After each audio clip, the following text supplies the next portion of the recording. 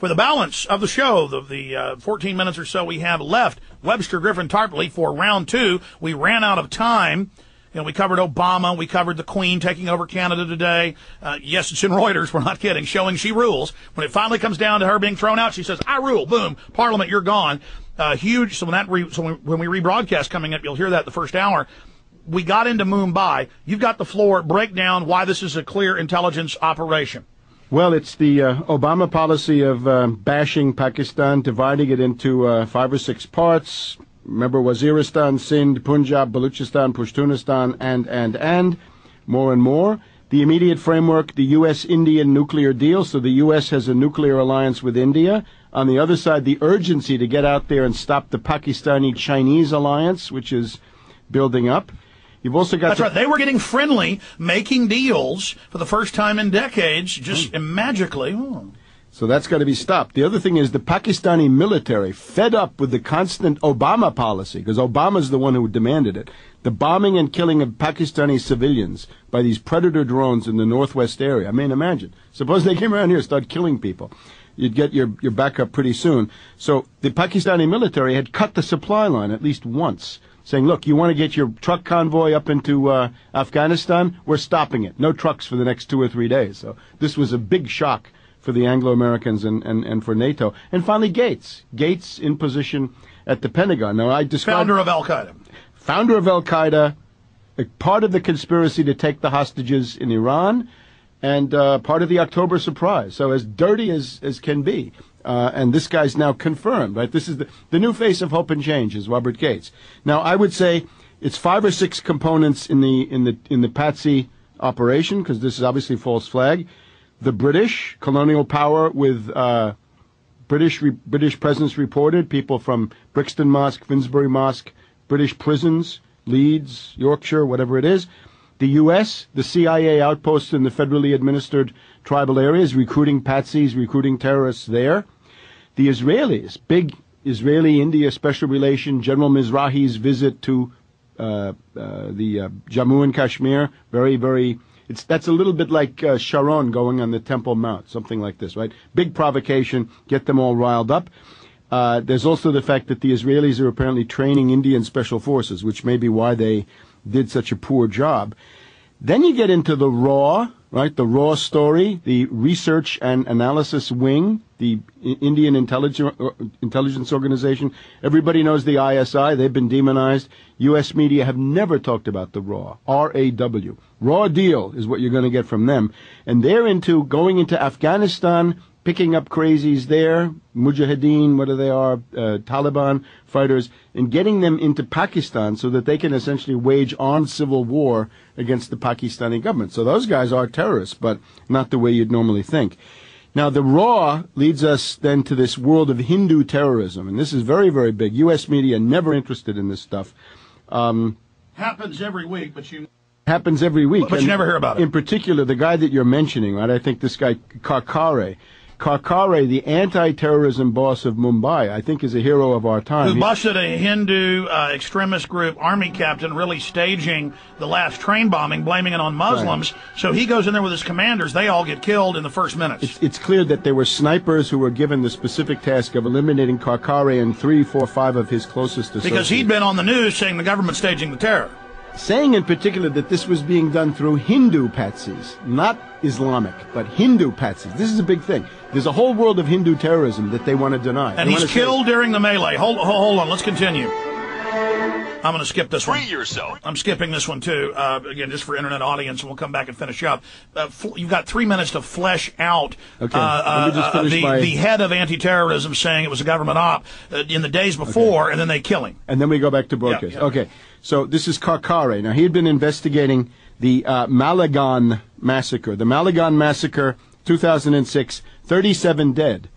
And he had been saying, look, it's not clear that these were Muslims. It's not clear that these were Pakistanis at all. It looks to me more like it's this world of Hindu, and he bossed the army captain. Terrorism. He bossed the army captain. And the BJP candidate, basically the shadow prime minister of the BJP, the Hindu nationalists, I guess, had come out saying this guy should be fired. There were calls to fire him, and he was getting before death he was killed. Right. So now, in the middle of this event, It looks like there's a special team that has only one task, which is to kill him, because they knew that he would be in the front rank of the people doing something about it, whereas the other Indian forces, I mean, now, I want to warn good 65 cops. I want hours. to warn good cops and good FBI, like John O'Neill, who they killed in 9/11 and threw in the building.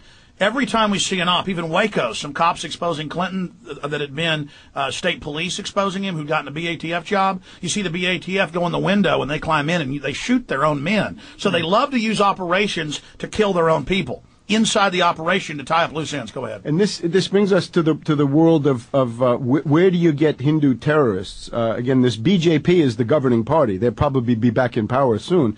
But then there's this other thing called the RSS, Hindu extreme nationalists, racists, Hindu superiority The ones types. that killed Gandhi because he wouldn't go to war with Muslims. And I guess the shorthand for this would be Hindu fascism. And what we're getting, you see, Obama is attracting a kind of a fascist international made up of the lunatic Saakashvili, Polish and Ukrainian extremists, and now we're getting Hindu fascists becoming the great friends of the United States. And your future is going to be hostage to a bunch of Hindu fascists under the Indian-U.S. nuclear deal. And that's what this guy Karkare was a threat to that, because he was And they didn't just kill him, they killed 4 other chiefs. His whole staff. They wiped his whole team out in separate groups. They're all picked out and triple tapped in the chest. Right. So, therefore, the notion the Indian government says, we know who did it, it was Lashkar-e-Taiba. Well, that's a Muslim group, basically a patsy group operating in Pakistan. And that's trying to kill the Pakistani government. They've been bombing them. And they get tremendous support from the U.S. and the British, and that's also well known because that's part of. So why would Pakistan control a group that's trying to kill them? And why would they do this at all? What does Pakistan? Right when they're have to doing gain? peace overtures and have every reason to be friends with India. And what they're trying to do is to say, look, let's build the oil pipeline from Iran to Pakistan to India. All right, let's finish up. And then we get a common interest. We're coming back with where you see all this going. Here we go. Final segment. I'll be live this Sunday from 4 to 6 p.m. Central Standard Time. Back, of course, live next week. Rebroadcast starts in T-minus 5 minutes, 43 seconds. Webster Tarpley is going to be with me here this weekend until tomorrow, doing some interviews for the Obama film that we are making and about the financial collapse. We're going to go do interviews at the new office after this. One of the last shows here in the old office. You get to see both. We appreciate you being down here, Webster. It's a pleasure. Thank you. You bet. And, of course, your book's available everywhere. In fact, before we end with where you see all this going, why they want to get the two countries fighting with each other to destabilize the whole region, your new book is available. We've already shown it in the earlier hour. And we've had a 3-hour, 40-minute PrisonPlanet.tv show today. That'll be, if you missed any of it, it'll be posted for PrisonPlanet.tv members. By the way, get 5+ months free right now. Okay. That said, Webster, you got about 3.5 minutes. Go ahead and finish up with where this is going. Well, it's going to be a new phase of world confrontation. See, the Anglo-American empire is collapsing financially. Everybody can see this, right? What's going on in London and above all New York is a total financial collapse. We seem to be in a phase of deflation and strength of the dollar. But I think this is an illusion, and it's only a passing phase. It's because a lot of people are trying to deleverage. They're trying to pay down debt, which is largely dollar-denominated debt. Everybody's dumping their assets right now. Right. So there's a glut of all commodities. The hedge funds are in liquidation mode. Everybody's selling to try to get dollars to pay off debt so you don't go bankrupt. But with this $7 trillion and some odd injected, we can, I think, look forward to a phase of hyperinflation in 2009. In other words, we're going through a valley of deflation. We had hyperinflation already clearly beginning in July, August with the oil price, up to 100. We're now seeing the depression of Main Street and the real economy that will now soon be an overlay of hyperinflation. Right. So phase of deflation. Hyper-stagflation. Actually, yes, exactly. The worst of both. Hyperinflationary depression, hyper-stagflation. We're going to need a new term. You're exactly right. And that's what we should do. So the point is now, when the Anglo-American banking system and currency collapses, the entire Anglo-American ruling elite goes nuts. And that's what we saw with the Queen. The Queen is expressing that her oligarchy over there are not happy campers. They're going nuts because they've got Northern Rock, they've got Gordon Brown, Alistair Darling at the Exchequer and Mervyn King at the Bank of England. They're trying to keep this thing together. They can't do it. So they say, we've got to have outside events. And that's what Rand said, as you know, a month ago, and this was all over foreign press. Rand Corporation said we need a war bigger than Iraq, bigger than Iran. We need something of world war proportions. Right. And Obama says it's going to be Pakistan. And remember that Brzezinski is the big power at Rand. In other words, if there's a leading ideologue of the Rand Corporation, it's big new My Brzezinski. God, so they're going to, who knows what they're going to do. So now look at what we've got. U.S., British, and Israel against the world was bad enough. But now it's U.S., Britain, Israel, plus India, most likely, plus Georgia. That's not much. But and that's showing India never really got away from England. The crown is showing its power again. Yeah, it's oligarchy. The oligarchy, unfortunately, is based in the religion. That's an unfortunate fact. And then the British occupation. But now, in addition to Georgia, Ukraine split, but Yushchenko wants to go with the U.S. and the British and the IMF and NATO. Poland, reliable NATO puppet.